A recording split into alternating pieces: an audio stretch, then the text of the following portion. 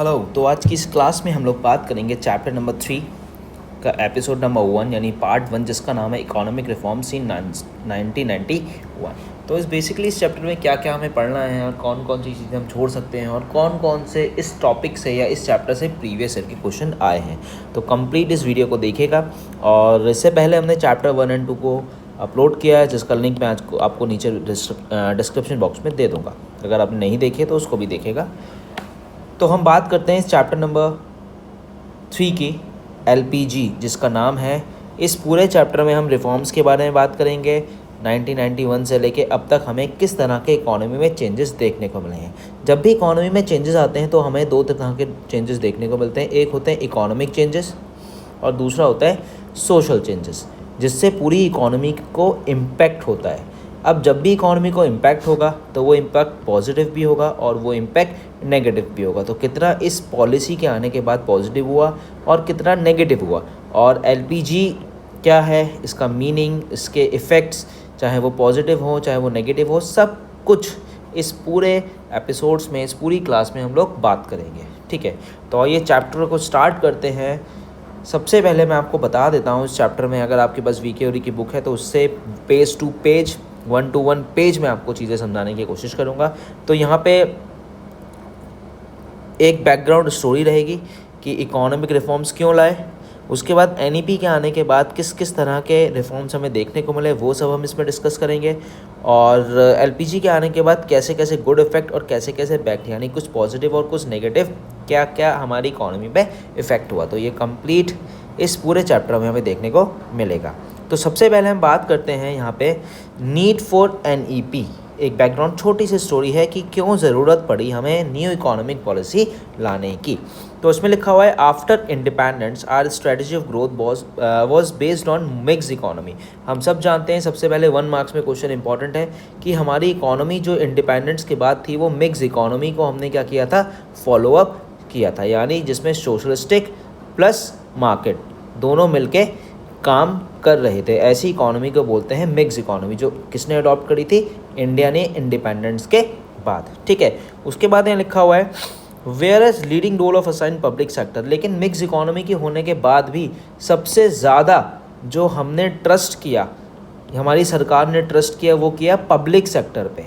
Mix economy का मतलब होता है यहाँ पे पब्लिक प्लस प्राइवेट दोनों मिल के काम करती हैं। बट इंडिपेंडेंस के बाद हमारी इकोनॉमी मिक्स तो थी, लेकिन फिर भी उसके बाद भी सबसे ज़्यादा जो ट्रस्ट किया हमारी गवर्नमेंट ने, वो किस पे किया, पब्लिक सेक्टर, यानी वो चीज़ जिसको कौन रन कर रही है, गवर्नमेंट, यानी जिसको सरकार चला रही है। ठीक है, उसके बाद लिखा हुआ है, inwards looking policy was promoted with feature focus on self reliance. हमने सेल्फ रिलायंस और सेल्फ सफिशिएंसी की बात करी। It implied minimum possible exposure of rest of the world. हमने ज़्यादातर ये कोशिश करी कि हम किसी और पे निर्भर ना रहें, हम इंडिया में चीज़ें बनाएं और इंडिया में ही चीज़ों को क्या करें, प्रोड्यूस करें और इंडिया में ही उसको कंज्यूम करें। तो ये हमारी सरकार की पूरी स्ट्रेटजी रही। एंड कब, इंडिपेंडेंस के बाद। अब ये क्या स्ट्रेटजी सही थी, ख़राब थी, वो सब चीज़ें यहाँ पे हम पढ़ेंगे। सेल्फ रिलायंस और सेल्फ सफिशिएंसी का मतलब होता है कि हम क्या करें, रिलायंस का मतलब होता है सेल्फ रिलायंस की बात करें, तो इसका मतलब होता है कि हम इतने कैपेबल हों कि फाइनेंशियली हम किसी और कंट्री पर डिपेंडेंट ना हों। और सेल्फ सफिशिएंसी का मतलब होता है कि हम वीट के मामले में, राइस के मामले में, यानी कंजम्पशन के मामले में किसी और कंट्री पे डिपेंडेंट ना हो। तो सेल्फ रिलायंस, हम किसी पे भी पैसों के टर्म्स में डिपेंडेंट ना हो, और सेल्फ सफिशिएंसी का मतलब होता है हम फूड के टर्म्स में किसी और इकोनॉमी या किसी और कंट्री पे डिपेंडेंट ना हो। तो ये एक छोटी सी स्टोरी है, और भी चीज़ें हैं, देख लेते हैं। But over time was realize that our GDP growth not accelerated the extent desire. अब एलपीजी तो आई या इंडिपेंडेंस तो हुआ, 1947 के बाद हमने सबसे ज़्यादा हमने पढ़ा मिक्स इकोनॉमी को फॉलो किया। मैं एक बार फिर से बता रहा हूँ, मिक्स इकोनॉमी होते हुए भी हमने सबसे ज़्यादा पब्लिक सेक्टर पे भरोसा किया। ठीक है, लेकिन इन सब को करने के बाद हमारी इकोनॉमी को जितनी GDP ग्रोथ होनी चाहिए थी उतनी GDP ग्रोथ नहीं मिल रही थी। ठीक है, लिखा है ना, not accelerated the extent desire, public sector enterprises which more like public sector monopolies. अब पब्लिक सेक्टर्स ने अपनी मोनोपोलीज बनाई। मोनोपोलीज मतलब वो जो चाहेगी वही गुड्स बनेगा, वो जो चाहेगी वही होगा। By and large is centre of leakages. अब जब हमने सब कुछ पब्लिक सेक्टर पे छोड़ दिया तो पब्लिक सेक्टर के लोगों ने क्या करना स्टार्ट कर दिया, करप्शन स्टार्ट कर दिया, ठीक है, लीकेजेस स्टार्ट कर दी, मतलब जितना पैसा सरकार चीज़ों के लिए लगा रही थी वो नहीं लगा रहे थे, ठीक है, तो बहुत ज़्यादा करप्शन स्टार्ट हो गया, जिसकी वजह से हमें 1990 में एक स्टेप लेना पड़ा कि अब अगर 1990 तक भी हम इकॉनमी में कोई रिफॉर्म्स नहीं लेकर आएंगे तो हमारी इकॉनमी पूरी तरह से कोलैप्स हो जाएगी और हमारी जीडीपी तो छोड़ो, हम सब लोग डाउनफॉल की तरफ जाएंगे। उसके बाद क्या हुआ, by 1990 we found that economy was tail spinning, मतलब हमारी जो बैकबोन थी इंडिया की इकोनॉमी की वो पूरी तरह से ब्रेक हो गई थी, ठीक है। We are left with no option but an approach world bank. फिर हमने क्या किया, हमारे पास सब कुछ पैसा ख़त्म हो गया, फिर हमने वर्ल्ड बैंक को अप्रोच किया, इंटरनेशनल मॉनेटरी फंड को अप्रोच किया, फिर हमने $7 बिलियन का गोल्ड रखकर, गोल्ड को गिरवी रखकर उनसे क्या लिया, पैसा लिया, जिससे हमने अपनी इकॉनमी को चलाया। अब सोचो 1947 से 1990 के बीच में इकॉनमी में क्या क्या हुआ होगा, जिसकी वजह से हमें ये वाला स्टेप लेना पड़ा, मतलब बाहर की कंट्रीज से लोन्स लेना पड़ गया, ठीक है। तो कितनी प्रॉब्लम, कितना करप्शन और कितनी चीज़ें सरकार के लोगों ने करी होंगी, जो सरकार ने पब्लिक सेक्टर पे भरोसा करके बहुत बड़ी गलती करी। समझ में आई बात? तो ये सब चीज़ें हैं जो हमें देखने को मिला। फिर उस समय जो हमारे मिनिस्टर्स थे और जो एक बहुत ही अच्छे मिनिस्टर थे, उन्होंने डॉक्टर मनमोहन सिंह ने सोचा कि अगर ऐसे लोन ले लेके हम इकॉनमी को नहीं चलाते तो हमें एक सबसे इम्पॉर्टेंट पॉलिसी लेकर आनी पड़ेगी, जिसका नाम था NEP।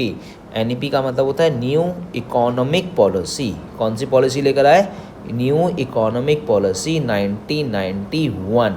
याद रखना, ये बहुत इंपॉर्टेंट पॉलिसी है, ये 12th के साथ साथ और भी बहुत सारे कॉम्पिटिटिव एग्जाम्स में आपको देखने को मिलेगी, ठीक है। अब जब गवर्नमेंट ने कहा NEP लेकर आओ, तो NEP में क्या था, NEP लेकर आया LPG। LPG का मतलब होता है लिबरलाइजेशन, प्राइवेटाइजेशन एंड ग्लोबलाइजेशन। मैं क्लास में बच्चों से अक्सर LPG पूछता हूँ तो बच्चे बोलते हैं लिक्विड पेट्रोलियम गैस, बट ये लिक्विड पेट्रोलियम गैस नहीं है, ये liberalisation, privatisation and globalisation approach है, ठीक है। तो अब हम डिटेल में पढ़ेंगे एक एक करके, लिबरलाइजेशन क्या है, प्राइवेटाइजेशन क्या है एंड ग्लोबलाइजेशन क्या है, ठीक है। तो सबसे पहले मैं आपको समझा देता हूँ एलिमेंट्स ऑफ NEP यानी new economic policy and economic reforms. Liberalisation, privatisation, globalisation are the 3 main element of NEP, जो मैंने आपको यहाँ समझा दिए। 3 मेन एलिमेंट है NEP के। अब जब लिबरलाइजेशन, प्राइवेटाइजेशन, ग्लोबलाइजेशन आया, इससे पहले इसका कुछ और नाम था। क्या नाम था? हम लोग लिबरलाइजेशन को जानते थे किसके नाम से, लाइसेंसिंग के नाम से, ठीक है। प्राइवेटाइजेशन को हम जानते थे, पहले था LQP ऐसे, तो हम उसको जानते थे कोटास, एंड उसके बाद हम किसको जानते थे, आपके लाइसेंसिंग, कोटास और परमिट। अब इसको ख़त्म करके हम क्या लेकर आए, LPG। लाइसेंसिंग ख़त्म हो गया, लिबरलाइजेशन बन गया, कोटास ख़त्म हो गया, प्राइवेटाइजेशन बन गया, परमिट ख़त्म हो गया, ग्लोबलाइजेशन बन गया। तो अगर आपसे पहले पूछे तो जो आपका LPG है, LPG पहले क्या था, वो LQP, लाइसेंसिंग, कोटास और परमिट। अब ये क्या हो गया, लिबरलाइजेशन, प्राइवेटाइजेशन एंड ग्लोबलाइजेशन। तो ये 3 एलिमेंट हैं इकोनॉमी को चलाने के लिए, और ये कब लेकर आए, ये 1991 में डॉक्टर मनमोहन सिंह जी लेकर आए थे। ये बात आपको याद रखनी है, ठीक है। LPG का पहले नाम क्या था, ये भी याद होना चाहिए, और LPG की अब फुल फॉर्म क्या है ये भी आपको पता होना चाहिए। क्लियर हो गई इतनी बात? चलिए आगे बढ़ते हैं। आप चाहो तो उसका स्क्रीनशॉट ले सकते हो बैक जाके। उसके बाद क्या है आपका, अब हम एक एक करके बात करेंगे। सबसे पहले हम देखते हैं लिबरलाइजेशन। लिबरलाइजेशन बेसिकली होता क्या है और ये कैसे कैसे काम करता है। लिबरलाइजेशन का मतलब है लिबर्टी। पहले सरकार ने हर चीज़ में रोक टोक लगा रखी थी, क्योंकि सब कुछ किसके हाथ में था, पब्लिक सेक्टर के हाथ में। लेकिन मार्केट फोर्सेस कब से काम करना स्टार्ट कर दिया, 1991 के बाद मार्केट फोर्सेस ने स्टार्ट करा काम करना, क्योंकि जब वर्ल्ड बैंक ने पैसा दिया तो इसी शर्त पे दिया था कि आप मार्केट फोर्सेस यानी डिमांड एंड सप्लाई के पैरामीटर्स के हिसाब से काम करेंगे, ठीक है। इससे पहले कोई बाहर की कंपनीज इंडिया में नहीं आ पाती थी। अब कोई भी इंडिया में आके बिजनेस को क्या कर सकती है, अपना एस्टैब्लिश कर सकती है। बस कुछ रूल्स एंड रेगुलेशन सेट करेगी सरकार, लेकिन सब कुछ सेट नहीं करेगी। ज़्यादातर चीज़ें किस पे डिपेंड होती हैं, होंगी मार्केट फोर्सेस पे डिपेंड होगी, ठीक है। समझ में आ गई बात? तो अब इसमें है क्या बेसिकली, लिबरलाइजेशन का मतलब है लिबर्टी, आपको फ्रीडम मिल गई। तो liberalisation in economy means freedom of producing unit, आप कितना भी चीज़ों को क्या कर सकते हैं, आप प्रोड्यूस कर सकते हैं, प्रोडक्शन कैपेसिटी इंक्रीज हो गई लिबरलाइजेशन में। डायरेक्ट और physical control by the government, अब जो सरकार का कंट्रोल था, गवर्नमेंट कंट्रोल था, वो क्या हो गया, ख़त्म हो गया। Thought of few liberalisation measure were introduced in 1980, कुछ 1980s में भी इंट्रोड्यूस हो गए थे, जैसे इंडस्ट्रियल को लाइसेंस मिलना, export import policy, technology upgradation, physical policy, foreign investment reform, ये सब कुछ 1980 से स्टार्ट हो गए थे, क्योंकि सरकार को लग रहा था कि अब इकोनॉमी सेल्फ रिलायंस और सेल्फ डेवलपमेंट के नाम पे नहीं चल पाएगी। तो 1980 में कुछ रिफॉर्म्स आए एलपीजी के आने से पहले, लेकिन 1991 में पूरी तरह से इन्होंने इम्प्लीमेंट करना स्टार्ट कर दिया। तो लिबरलाइजेशन का मतलब सिंपल सा है, लिबर्टी मिलना, किससे, गवर्नमेंट के कंट्रोल, यानी गवर्नमेंट के रूल्स एंड रेगुलेशंस ख़त्म हो जाना। अब पूरी तरह ख़त्म नहीं हुए, कुछ कहीं ना कहीं गवर्नमेंट को कहीं ना कहीं उसने रखे, ठीक है। तो लिबरलाइजेशन के और डिटेल में आगे बढ़ते हैं। तो what promoted a push towards liberalisation, क्या हुआ, तो prior to 1991 government has impose several types of control. हमने पढ़ा कि 1991 से पहले, अगर 1991 से पहले की बात करें तो बहुत सारे गवर्नमेंट कंट्रोल लगाती थी, लेकिन 1991 के बाद गवर्नमेंट ने बहुत सारे कंट्रोल ख़त्म कर दिया, जैसे industrial licence system, price control, financial control, कितना भी आप इंपोर्ट कर सकते हैं, कितना भी एक्सपोर्ट कर सकते हैं। तो ये सब तरह के सरकार ने क्या कर दिए, अपने रेस्ट्रिक्शंस को ख़त्म कर दिया। It was experience by the government several short coming emerge economy an account of this control. In controls के बाद पहले कंट्रोल होता था तो लोग कम बिजनेस करते थे, अब कंट्रोल ख़त्म होने के बाद लोगों ने अपने बिजनेसेस को क्या करना स्टार्ट कर दिया, ज़्यादा इस्टेब्लिश करना स्टार्ट कर दिया। समझ में आई बात। तो this control had give rise to corruption. अब जब कंट्रोल था, अब लाइसेंस लेने के लिए किस पे जाना पड़ रहा था, सरकार पे। अब सरकार के लोग थे कुछ करप्ट थे, वो कहते थे हम लाइसेंस तो देंगे बट आपको क्या देना पड़ेगा, घूस देनी पड़ेगी, आपको ये देना पड़ेगा, आपको वो देना पड़ेगा। तो बहुत मुश्किलों से लाइसेंस मिलता था, जिसकी वजह से लोग बिज़नेस नहीं करना चाहते थे।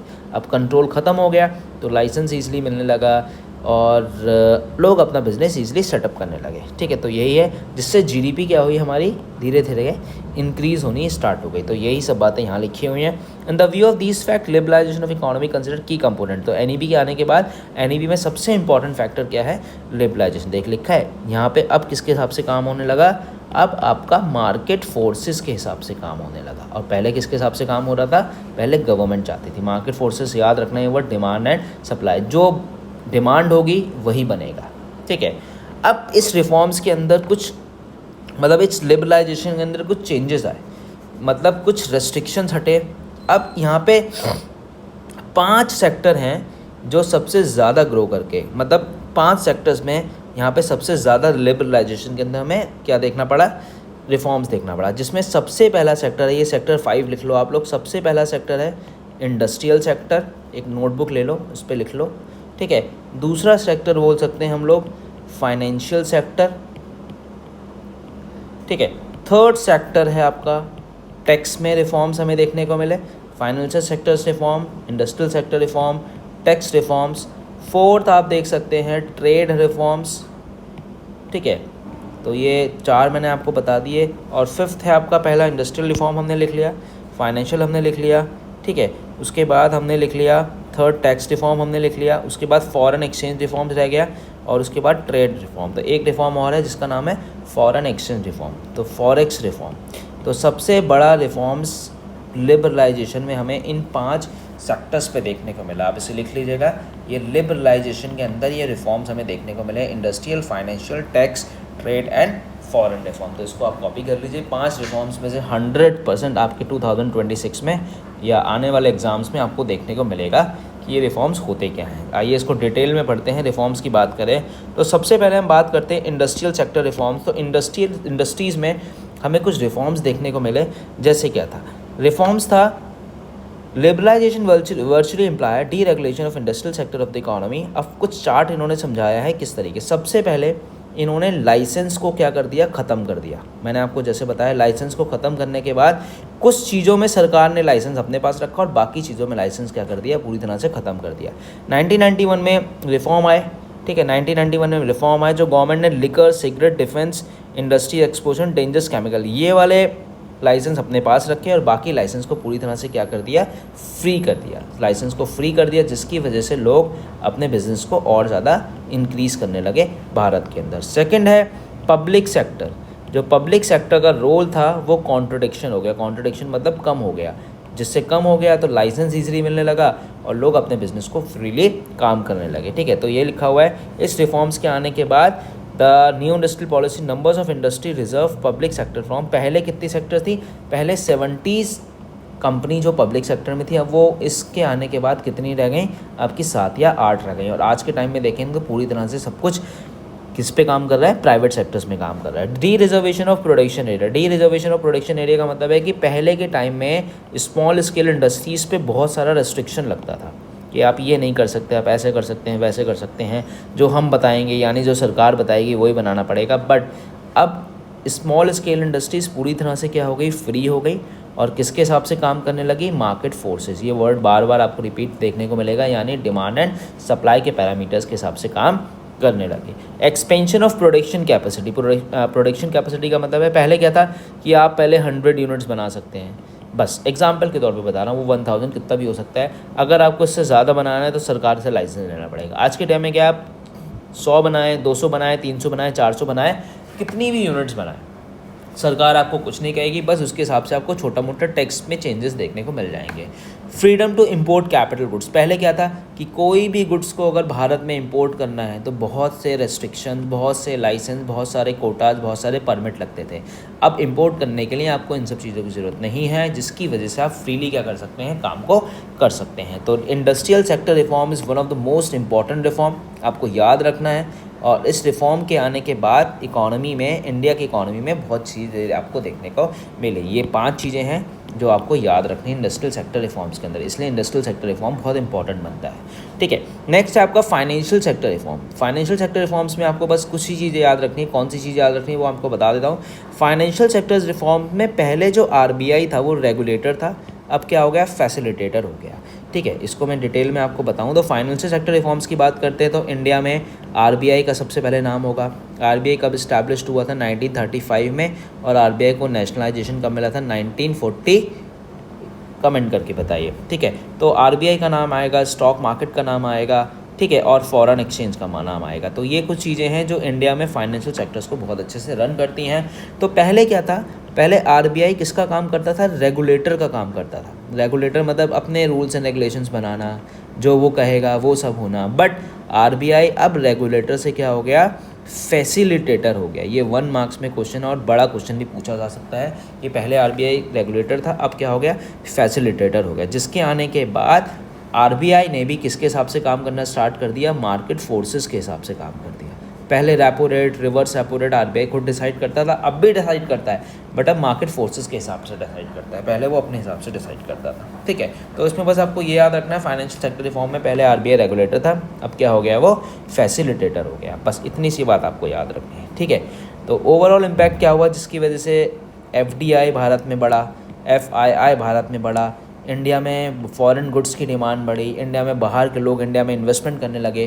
तो ये सब चीज़ें हो गई। FDI FII क्या होता है आगे मैं आपको डिटेल में समझाता हूँ क्या होता है। ठीक है, क्लियर हो गई। अब फाइनेंशियल सेक्टर रिफॉर्म्स की बात होती है तो आपने देखा होगा भारत में नोटबंदी हुई। ये बस आपको याद करना है, डीमोनेटाइजेशन। डीमोनेटाइजेशन का मतलब क्या होता है, नोटबंदी। 2016 में हमें नोटबंदी देखने को मिली, जिससे क्या हुआ, 8 नवंबर 2016 में हमें 500 और 2000 के नोट्स बंद हो गए।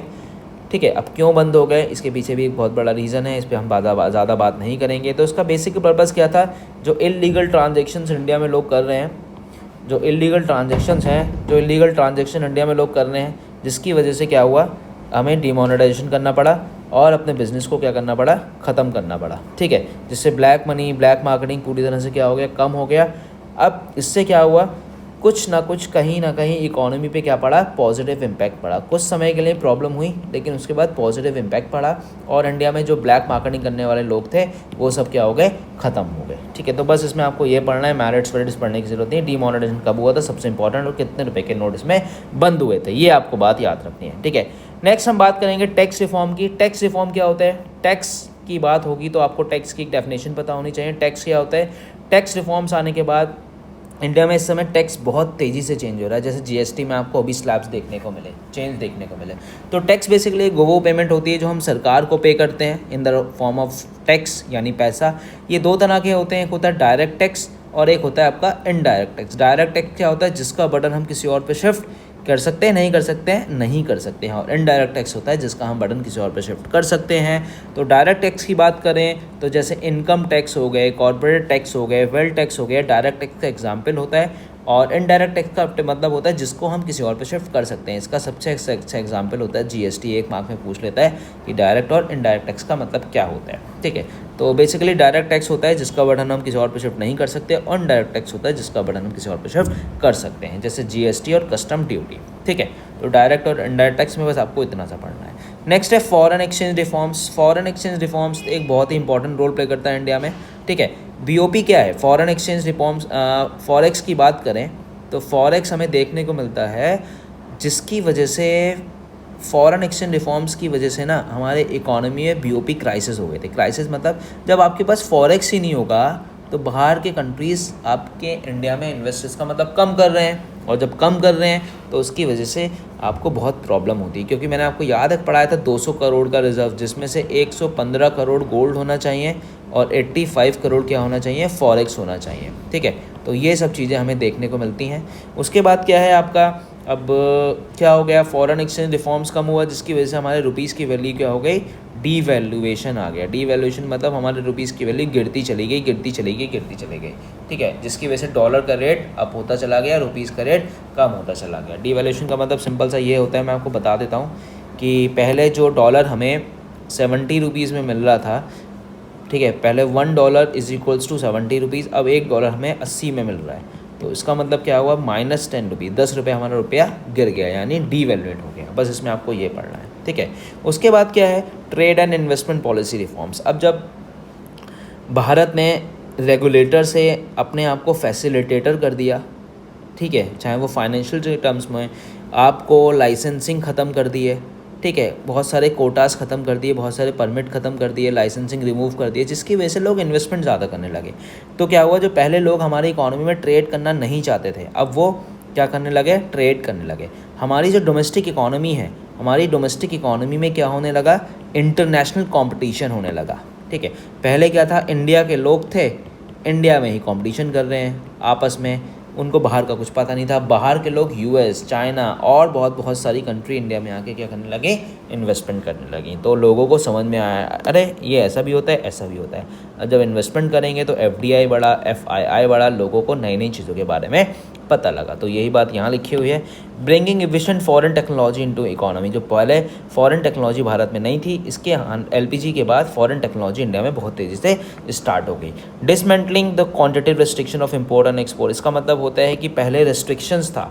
रेस्ट्रिक्शन का मतलब किस तरह से था कि आप एक साल में एक ही मशीन इंपोर्ट कर सकते हैं, आप एक साल में 2 या 3 या 4 या 5 10। अब ऐसा कुछ नहीं है, आप जितना मर्जी उतना लाइए, बस सरकार को टैक्स दे दीजिए, ठीक है। और टैक्स में भी गवर्नमेंट ने क्या कर दिया, कम कर दिया टैरिफ, जैसे टैरिफ कम कर दिया, ठीक है। Removal of import licensing, removal of export duty. आप कितना भी एक्सपोर्ट करो, इंपोर्ट ही नहीं, आप एक्सपोर्ट भी कितना कर सकते हैं, इंडिया से बाहर भी भेज सकते हैं और इंडिया के अंदर भी चीज़ें ला सकते हैं। तो ये सब चीज़ें बहुत ज़्यादा हमें देखने को मिली एलपीजी यानी लिबरलाइजेशन में। लिबरलाइजेशन में 5 रिफॉर्म आपको याद करने हैं जो बहुत इंपॉर्टेंट है, ठीक है।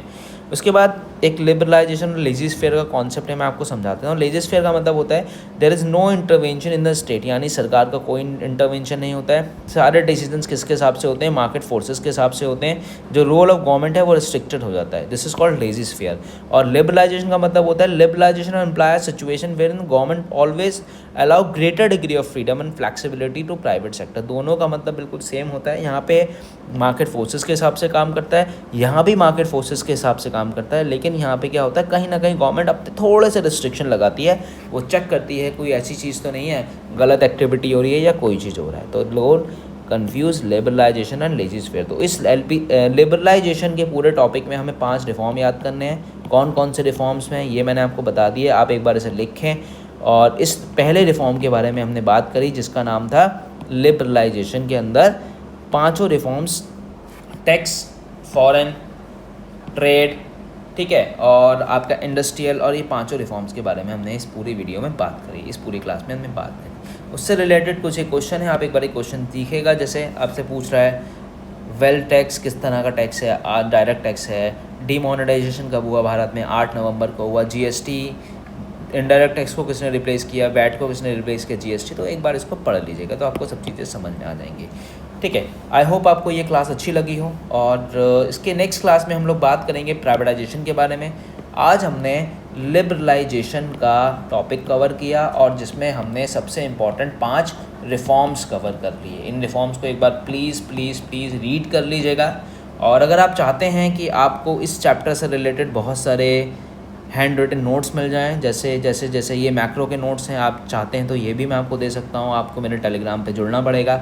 ये उसके बाद आप चाहते हैं आप प्रोजेक्ट फाइल आपको मिल जाए तो ये भी आपको मैं दिखा सकता हूँ, आपको ये भेज सकता हूँ। आपको टेलीग्राम पे मेरे साथ जुड़ना पड़ेगा।